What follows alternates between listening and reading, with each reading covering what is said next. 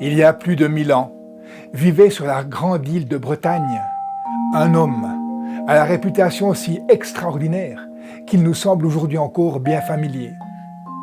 Doué de pouvoirs surnaturels dès son plus jeune âge, il a prêté main forte au roi de Bretagne, Uther Pendragon, et bien plus tard, à son propre fils, le roi Arthur, pour chasser les Saxons sanguinaires venus des îles du Nord. Il a livré des combats terrifiants, des batailles terribles jusqu'à en devenir fou. Alors, il s'est retiré en forêt de Brocéliande, où grâce à ses pouvoirs de métamorphose, on l'a vu parfois, merle blanc, survolant les grands arbres, saumon remontant les rivières, grand loup noir se faufilant sur les sentiers mystérieux de la forêt, ou encore grand cerf solitaire galopant sur les landes.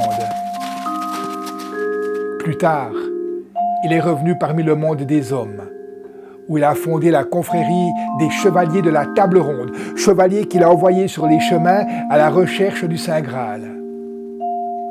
Cet homme était à la frontière de la nature et des hommes. Cet homme était à la frontière des âges et du temps. Cet homme s'appelait Merlin.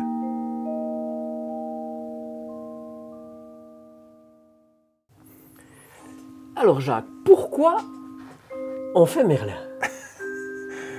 Eh bien Michel, tu sais que je suis un amoureux de la Bretagne et je suis allé de nombreuses fois en Bretagne et j'avais toujours l'impression que Merlin me tournait autour, j'allais dans cette forêt de Brocéliande, il y a un endroit qu'on appelle le tombeau de Merlin.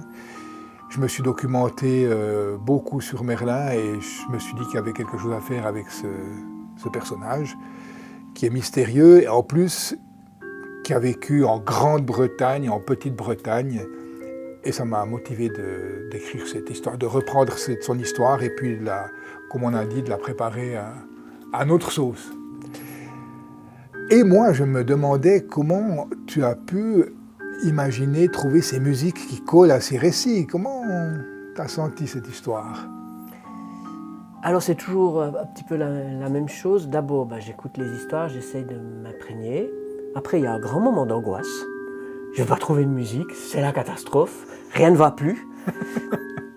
Et puis après, en général, je me dis, c'est bon, raisonne-toi, on va aller regarder à gauche, à droite, dans ce qu'on a déjà joué, dans ce qu'on sait jouer. Et puis là, pour Merlin, je me suis dit, mais en fait, je vais prendre des choses que j'aime jouer, des musiques qui me plaisent. Et puis, du coup, il y a eu un mix entre des musiques qui existaient déjà et puis des musiques que j'ai complètement inventées. Et l'idée, c'était de faire quelque chose qui me plaît en essayant de donner un rôle à la musique qui ne soit pas toujours le même. C'est-à-dire que ce n'est pas toujours un tapis et puis le conteur raconte par-dessus. Mais parfois, ça interagit vraiment. Parfois, c'est peut-être la musique qui raconte quelque chose, et puis pas le conteur. Et puis parfois la musique, elle accompagne le conteur, elle souligne des moments importants. Et puis d'autres fois, elle amène juste peut-être le côté magique, le côté féerique. Parce que ta façon de raconter les histoires, c'est quand même assez magique et féerique. Je te remercie, mais ta façon de jouer la musique est magique et féerique aussi, si je peux le dire. Et j'ai envie de te demander, on a déjà joué Merlin à quelques reprises quand même. Est-ce que tu as un souvenir particulier de cette mini-tournée, on va dire, depuis 2 ans qu'on tourne ce spectacle? Alors, un moment X, à une date X, puis à une heure X, non. Mais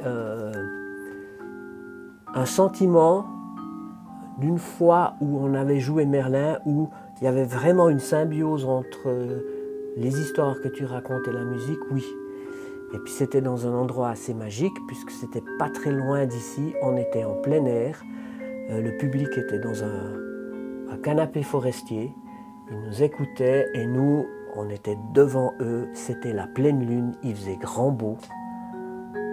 Là franchement on y était, il manquait plus qu'un dolmen. Excellent.